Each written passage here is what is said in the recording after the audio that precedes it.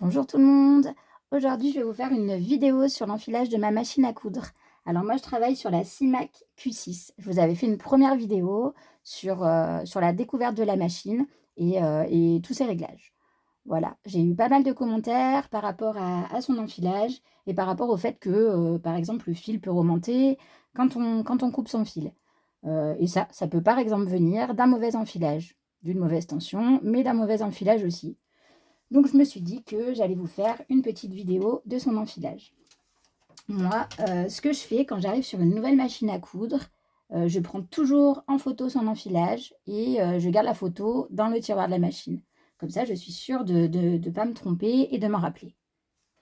Voilou, là, ça fait maintenant 4 ans que j'ai cette machine et j'en suis super contente. Je n'ai pas eu besoin de la ramener, je n'ai pas eu de problème technique.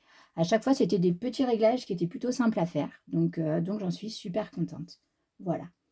Par rapport à l'enfilage, donc le fil déjà, prenez toujours de la bonne qualité de fil. Moi, je travaille avec du Gutermann, dans des couleurs intermédiaires, comme ça je peux aller un peu sur toutes les couleurs de tissu, dans des beiges ou dans des gris. Et surtout, n'achetez jamais, du fil d'occasion sur des brocantes, voilà, des marchés ou récupérés dans des greniers parce que ça s'altère avec le temps. Ça s'altère assez vite un fil, avec la lumière, avec plein de choses et du coup, voilà, un fil de mauvaise qualité, ça fera un travail de mauvaise qualité donc n'hésitez pas à toujours investir dans du bon fil. Voilà et puis une grosse bobine, ça dure quand même assez longtemps donc on s'y retrouve. Voilou. Donc pour commencer, toujours bien placer son fil, sur son porte-fil, voilà et le porte-fil, parallèle à la machine. Heu, donc là, c'est pas facile pour voir un peu toutes les zones, sur la vidéo. Mais du coup, on commence par la petite pièce en haut où il y a 3 trous. Donc on commence par passer par l'extérieur, dans le premier trou. Hop, on revient de l'autre côté par l'extérieur dans le deuxième trou et dans le troisième trou. On revient par l'extérieur. Voilà, donc là, on a passé cette première zone. On va arriver vers la première petite tension en haut. Donc, on va passer son fil par l'extérieur pour le passer ensuite dans le petit ressort, puis dans le trou de l'intérieur vers l'extérieur. Si vous trouvez ça un peu trop difficile à gérer, n'hésitez pas à prendre une pince à épiler. Il y a des pinces à épiler avec une pointe assez fine, voilà, pour pouvoir choper son fil dans les petites zones. Ça sert beaucoup sur les surjeteuses, mais n'hésitez pas à avoir une pince à épiler pour votre machine à coudre. Ensuite, donc une fois qu'on a passé dans cette première tension, on va passer dans le trou qu'il y a en dessous, puis dans ce petit crochet. Ensuite, on va faire le tour par l'extérieur de cette tension. Hop, on va remonter dans ce petit ressort et passer dans le crochet du bas. Ensuite, hop, dans le crochet du haut.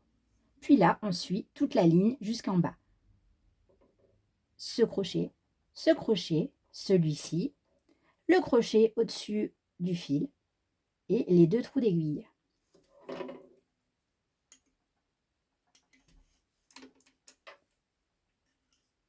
Hop, et les 2 trous d'aiguille. Le premier et l'aiguille qui s'enfile de l'extérieur vers l'intérieur. C'est la partie la plus minutieuse. Voilà. Ensuite, on vérifie que son fil a une bonne tension. Donc souvent, on me dit, quand je tire le fil, ça casse. C'est parce qu'il faut lever votre pied presseur. Hop. Et là, on tire sur son fil pour voir s'il se déroule facilement, mais tout en gardant une bonne pression. Et ensuite, on teste son point. Hop, et là, un bon exemple, le fil a cassé. Hop, Donc ça, c'est pas grave, je revérifie son parcours, je remonte. Hop, effectivement, là, il s'est décroché. Hop, de ce petit crochet. Je repasse dans le trou au-dessus de l'aiguille et de l'aiguille de l'extérieur.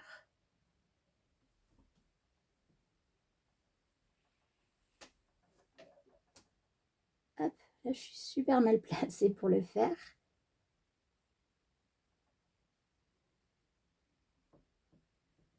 Et voilà, donc je lève mon pied presseur, je tire, mon fil a l'air d'être bien placé, pas de résistance. Et là, je tente mon point. Je coupe et je vérifie mon point, du coup, qui est plutôt joli sur l'intérieur, sur le dessus que sur le dessous. Voilà. Souvent, donc on me disait que le fil, quand on coupe le fil, a tendance à se désenfiler et à remonter de l'aiguille. C'est possible que ici il soit sorti de son crochet.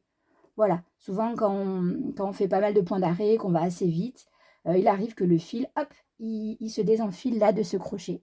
Et du coup, c'est assez important de toujours regarder et de le remettre. Ça peut être un des soucis du fait que l'aiguille se désenfile.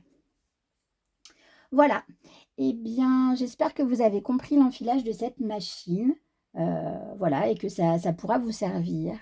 Je vous souhaite une bonne journée et à bientôt!